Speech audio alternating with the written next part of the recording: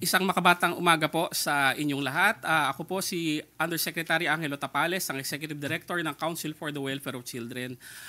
Buo po ang suporta ng Council for the Welfare of Children na focal or apex interagency body ng ating pamahalaan na tumutugon sa mga pangangailangan ng bata sa Senate Bill number 1979. Mga kababayan, alam niyo po ang violence against children sa ating bansa ay napakataas. Kasama na po dyan yung rape at acts of lasciviousness ng mga bata. Batay po sa datos ng PNP Women and Children Protection Center noong 2023 po, nakapagtala ho sila ng 18,756 child rights violations at 17,000 plus ho dyan ay binubuo ng violence against children, rape at acts of lasciviousness ng mga bata. Alam naman po natin na ang online sexual abuse or exploitation of children na bumibiktima sa ating mga kabataan ngayon is talagang pataas po ng pataas. At yan po ay tinutugunan ng ating pamahalaan. Ang hindi mawala-wala at pagtaas pa rin ng child and adolescent pregnancy sa ating bansa ay talagang nakakabahala. Katulad nga po ng sinabi ni Senator Risa kanina, according to NEDA, it is a national and social emergency. And for the Council for the Welfare of Children, since the first hearing of the Senate for this bill, we have emphasized that not only it's a national and social emergency, but a national and social emergency with the child protection complexion. Bakit po? Batay po sa datos ng Philippine Statistics Authority, on the average po, mga 72% po ng mga ama o nakabuntis sa ating mga adolescent mothers ay mas matatandang lalaki at hindi mga bata. So, lagi pong may complexion yan ng pang-aabuso, panglilinlang, pagtitake advantage po sa ating mga bata. Batay naman po sa datos din galing sa PSA, for 2022, ang total adolescent mothers po natin ay 150,138 at ang under 15 po dito ay 3,135. Ang mga batang pong ito ay wala pong dapat iniisip na pagbubuntis. Ang iniisip po nila ay dapat ay ang pag-aaral, ang paglalaro, ang pakikipagkaibigan at of course ang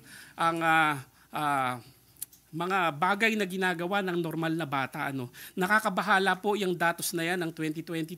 Pero mas malulungkot pa po kayo kasi pagdating po ng 2023, bumaba man ang datos ng total adolescent mothers to 142,276, tumaas naman ang mga nabuntis na below 15 from 3,135 to 3,343.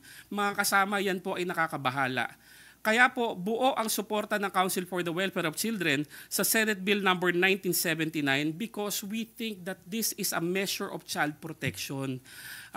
Marami pong safety measures. Kung makakakuha po kayo ng kopya ng ating substitute bill, it is a meaningful legislation with safeguards and safety measures.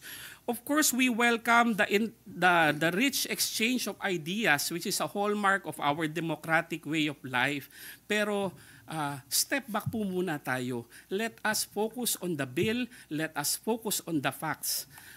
Tungkol po sa comprehensive sexuality education, Section 6 of the substitute bill states that the Department of Education and the Adolescent Pregnancy Prevention Council with other relevant agencies shall develop and promote a comprehensive sexuality education. So yan po ay ifo-formulate po ng DepEd kasama po ng konseho na bubuuin pag ang substitute bill po ay naging batas. Wala pa po tayong pinag-aawayan po talaga. At of course, guided by the safeguards and safety measures laid down by the principal authors, starting with Senator Risa, hindi po makakapayag ang ating mga lawmakers na magkakaroon po ng mga items or mga ituturo sa comprehensive sexuality education na hindi po consistent sa child protection at sa pagsulong ng mga karapatan ng bata. Nakarinig na rin po ako ng statement mula sa butihing sekretary po natin, Secretary Sani Angara ng Department of Education, na hindi po siya papayag na may mailagay sa kahit anong curriculum ng comprehensive sexuality education na makakapinsala po sa bata. So wag po tayong matakot, wag po tayong mabahala sa mga balita. Hindi po tumitigil ang pamahalaan. Siyempre po, kapartner po namin ang Child Rights Network, ang mga NGOs at civil society organizations, ang ating mga legislative champions sa Senado, sa pangunguna ni Senator Risa Ontiveros, at of course sa House of Representatives para po bantayan ang mga bata. Paulit-ulit po namin sinasabi sa Council for the Welfare of Children, huwag po kayong mag-alala, basta bata, tayong lahat po talaga ang bahala. So magtulungan po tayo mga kasama. Thank you po.